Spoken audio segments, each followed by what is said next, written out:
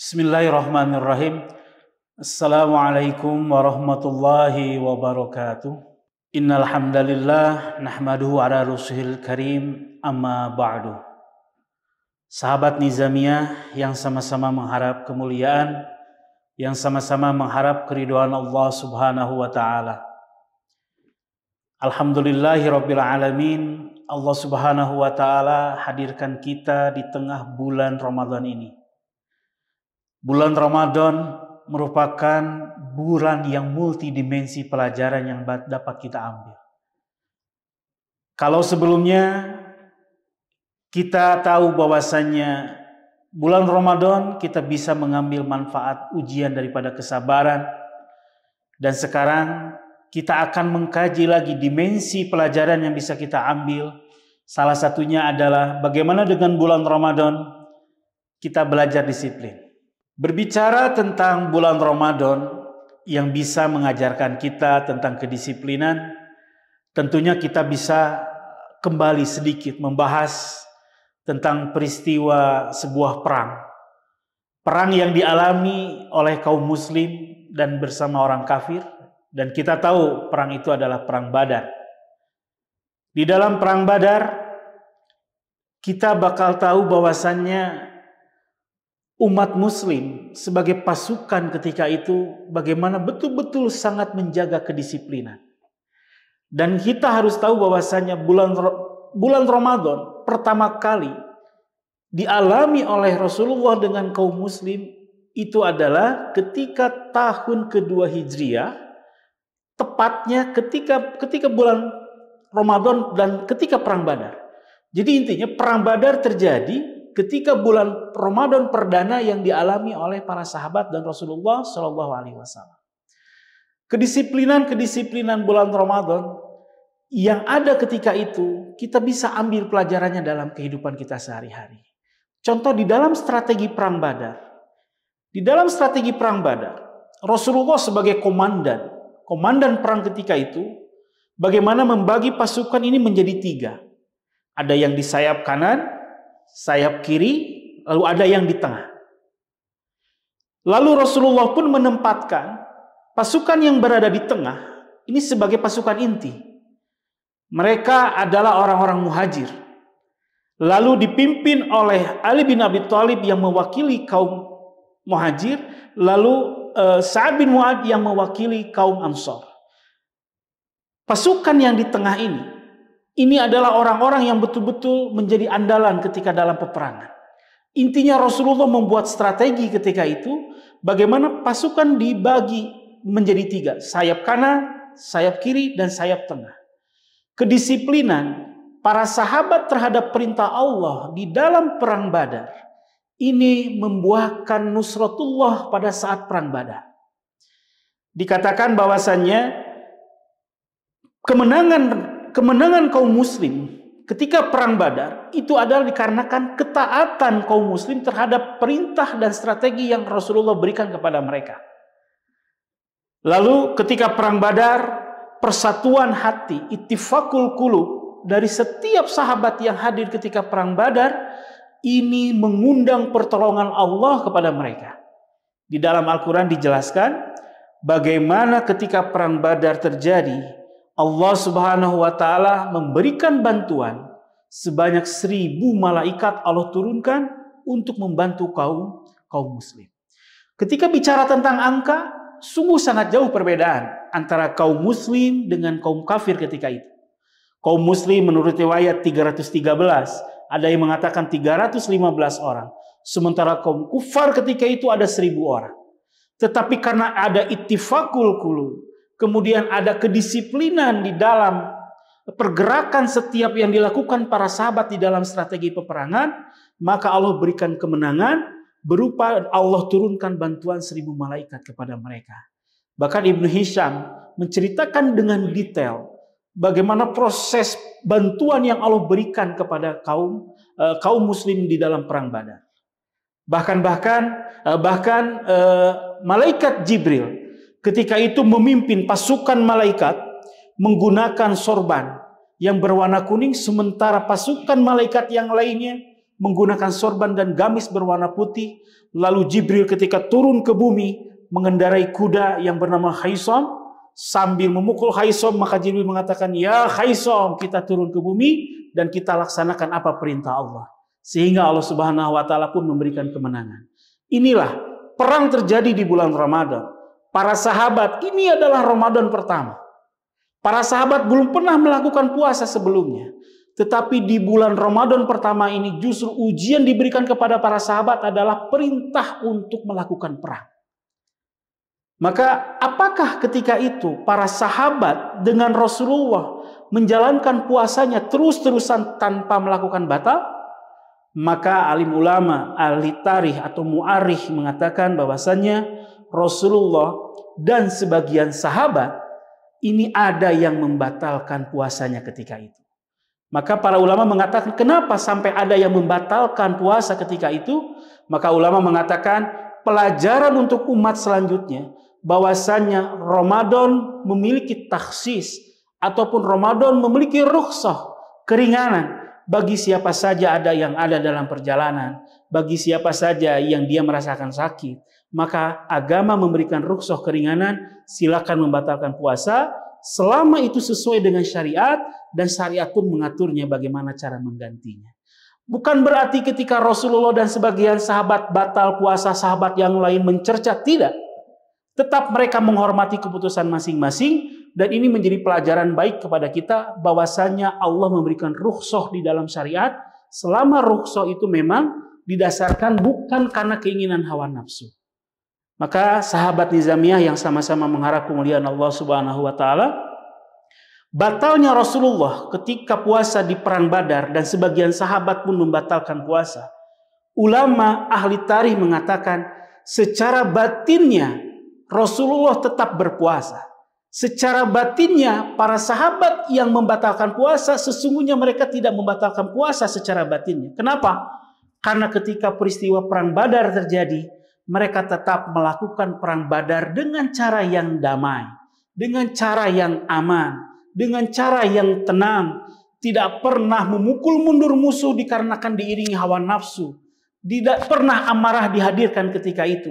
Ketika memang harus menebas, ketika harus memang mengangkat senjata, niatnya hanya satu, li'ila'i kalimatillah, bukan dikarenakan hawa nafsu, bukan dikarenakan amarah, tapi hanya satu, li'ila'i kalimatillah, untuk meninggikan agama Allah Subhanahu wa taala. Bulan Ramadan seperti dikatakan tadi bahwasanya di dalam bulan Ramadan ini ada multidimensi pelajaran yang bisa kita ambil. Salah satunya adalah bagaimana kita belajar disiplin di dalam bulan Ramadan. Sebetulnya disiplin seperti apa yang bisa kita ambil pelajarannya di bulan Ramadan? Yang pertama, kalau kita melihat bagaimana tadi kisah daripada kisah perang Badar, disiplin yang bisa kita lakukan adalah bagaimana kita belajar disiplin mentaati perintah Allah. Kita belajar disiplin di bulan Ramadan, kita belajar bagaimana tetap disiplin atas perintah Allah dan perintah Rasulullah SAW. Bulan Ramadan, saum Ramadan harus dilakukan memang ketika bulan Ramadan. Kalau melakukan bulan Ramadan di bulan Ramadan, itu bukan bulan Ramadan atau bukan puasa Ramadan namanya. Kemudian belajar mentaati dan disiplin taat terhadap perintah Rasulullah. Contoh, kalau Rasul misalkan mengatakan bahwasanya kalau kalian mau melaksanakan sahur ketika bulan Ramadan, maka akhir-akhirkanlah sahur kalian. Bahkan sahabat ada yang bertanya, "Ya Rasulullah, berapa lama sebetulnya jarak antara kita melaksanakan sahur sampai azan subuh?" Maka Rasulullah mengatakan sekitar 50 ayat. Orang membaca Quran sampai 50 ayat, itulah batas daripada kita melakukan sahur. Maka kita belajar disiplin. Disunahkan untuk melakukan sahur memang kita di akhir-akhirkan. Tetapi Rasul mengatakan untuk perkara ta'jil, untuk perkara membatalkan puasa, makanya disebutnya dengan kata ta'jil. Kalau bisa kita percepat, meskipun itu hanya seteguk air ataupun satu butir kurma. Rasulullah SAW bersabda yang kurang lebih mafhumnya adalah, sungguh orang ini akan senantiasa bersegera dalam kebaikan selama dia bisa menyegerakan dalam proses buka puasa ataupun takjil. Sehingga ketika kita menyegerakan untuk membatalkan puasa, bukan karena dorongan memang sudah menahan lapar dari pagi, tapi ingat, ketika azan berkumandang, ingat apa perintah Rasul ketika itu? Perintah Rasul adalah percepatlah di dalam membatalkan puasa. Ini yang harusnya mendasari kita di dalam melakukan takjil atau mempercepat buka puasa. Kemudian disiplin yang selanjutnya adalah bagaimana kita dengan bulan Ramadan ini belajar disiplin mengelola diri. Disiplin bagaimana kita mengelola emosi kita. Disiplin bagaimana kita mengelola nafsu kita. Ya kalau kita boleh jujur, manusia memang setiap hari tentunya ada sebuah dosa ataupun mungkin banyak dosa yang dilakukan dan kesalahan. Terutama yang berhubungan dengan nafsu, berhubungan dengan amarah. Intinya di bulan Ramadan ini kesempatan bagaimana kita belajar mengelola diri. Saya ingat waktu kecil, dulu kalau saya misalkan sedikit-sedikit marah ketika bulan Ramadan, maka kadang orang tua saya atau guru saya mengatakan, "Hei, kamu jangan marah, nanti puasamu akan batal." Ucapan sesimpel itu terus masuk ke dalam hati saya. Waktu itu saya memang masih kecil, tapi itu sangat membekas ke dalam ingatan saya. Nah, setelah kita dewasa, kita baru paham bahwasanya memang betul. Di bulan Ramadan, ini adalah timing yang tepat. Kita belajar mengelola itu. Mengelola diri kita. Mengelola emosi kita. Mengelola nafsu kita. Mengelola syahwat kita. Bukan ada yang sifatnya dihilangkan. Ada yang sifatnya memang disimpan dulu sementara. Ini kita belajar bagaimana mengelola diri. Kemudian kedisiplinan yang bisa kita ambil di dalam bulan Ramadan, yaitu bagaimana kita pun belajar disiplin untuk senantiasa berbuat jujur. Banyak hadis dan mungkin banyak para ulama yang membahas bagaimana antara kedudukan orang yang berpuasa itu betul-betul hanya Allah yang tahu dia berpuasa. Dan dia yang melakukan puasanya yang tahu kalau dia sedang berpuasa. Bahkan untuk urusan pahalanya, hanya Allah yang tahu seberapa besar pahala yang akan diberikan kepada orang yang sedang berpuasa. Saking rahasianya seperti ini, bahkan ini sampai menguji kejujuran kita. Beda dengan ibadah-ibadah yang lainnya. Contohnya misalkan, ketika seseorang melakukan haji, ketika seseorang melakukan umroh, itu nampak, terlihat. Orang memakai baju ihram, orang bertawaf di Ka'bah, itu terlihat kalau dia sedang melakukan yang namanya tawaf ataupun umroh ataupun haji. Beda dengan orang yang sedang berpuasa. Orang yang sedang berpuasa tidak bisa terlihat. Bagaimana cara menentukannya? Oh, saya mau akan pura-pura lemes biar ketahuan kalau saya sedang berpuasa. Di lain sisi ada orang yang sedang berpuasa, dia biasa saja. Bahkan orang yang sedang berpuasa bisa lebih semangat. Orang yang sedang berpuasa dia bisa lebih segar dibandingkan orang yang tidak berpuasa. Nah, disinilah kita melatih kejujuran. Yang tahu kita puasa dan tidak, itu hanyalah Allah dan kita yang tahu. Dan ini sarana bagaimana kita jujur kepada diri kita dan jujur juga kepada Allah bahwasanya memang kita sedang dalam perbuatan taat kepada Allah, mengikuti daripada syariat Allah. Dan yang terakhir yang bisa diambil adalah di bulan Ramadan ini, bagaimana kita pun belajar disiplin untuk membiasakan diri melakukan amal-amal yang soleh. Bicara tentang membiasakan diri melakukan amal yang soleh. Sahabat Nizamiyah, mungkin ini adalah makom level iman saya. Iman saya bisa jadi masih di level iman yang masih terpengaruhi oleh suasana dan keadaan. Saya masih bisa merasakan bagaimana kalau bulan Ramadan, suasana iman di depan kita, di belakang kita, di samping, di mana-mana suasana agama itu tumbuh. Masjid yang biasanya tidak hidup menjadi hidup. Masjid yang biasanya jam Isya sudah mati lampunya, dikunci gerbangnya, tiba-tiba itu hidup 24 jam. Di masjid-masjid terdengar tadarus di mana-mana. Kemudian anak-anak kecil sangat semangat bagaimana mereka tadarus ataupun menunggu. Intinya bulan Ramadan hidup suasana agama. Nah, iman saya yang masih berdasarkan kepada keadaan, terkadang melihat keadaan seperti itu, kita pun jadi tertarik. Barangkali ada level iman yang di atas itu.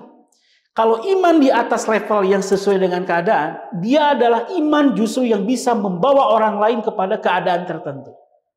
Mau di depan dia suasana agama hidup ataupun tidak, iman dia tetap akan terus maju. Iman dia akan terus hidup. Beda dengan makom saya. Makom saya ketika bulan Ramadan bisa merasakan nikmatnya bagaimana hidupnya amal-amal agama. Tetapi sisi positifnya adalah kita bisa belajar bagaimana membiasakan diri untuk beramal baik. Beda mungkin di luar bulan Ramadan ya, suasana masjid terkadang beda. Suasana di tempat pekerjaan kita terkadang beda. Sehingga mau meningkatkan amal kebaikan kurang stimulus. Beda ketika bulan Ramadan, stimulusnya besar, stimulusnya tinggi, sehingga diri saya bahkan bisa jadi teman-teman sekalian pun menjadi terdorong. Gunakan kesempatan ini untuk membiasakan diri. Jika di bulan di luar Ramadan kita tadarus hanya 1 surat, 2 surat. Di bulan Ramadan ada waktu untuk tadarus, kita akhirnya bisa 1 juz. One day 1 juz, one day 2 juz. Manfaatkan itu semua. Karena Ramadan adalah sebagai sarana latihan, Syawal ini adalah tempatnya kita mulai mempraktekkan apa yang sudah kita latih di bulan Ramadan. Intinya teman-teman sekalian dan sahabat Nizamiyah sekalian, bulan Ramadan multidimensi pelajaran yang bisa kita ambil. Salah satunya adalah tentang belajar kedisiplinan. Dan semoga Ramadan ke depan dan ke depannya lagi, kalaulah Allah memberikan rezeki kepada kita berusia panjang dan mendapatkan lagi bulan Ramadan ke depannya yang lebih lama lagi, semoga Ramadan ke depan menjadi lebih baik dan semoga Allah menjadikan kita orang-orang yang senantiasa disiplin terhadap perintah Allah, disiplin terhadap syariat Rasulullah SAW. Iktafaitu ila hadza, astaghfirukum istighfafan. Assalamualaikum warahmatullahi wabarakatuh.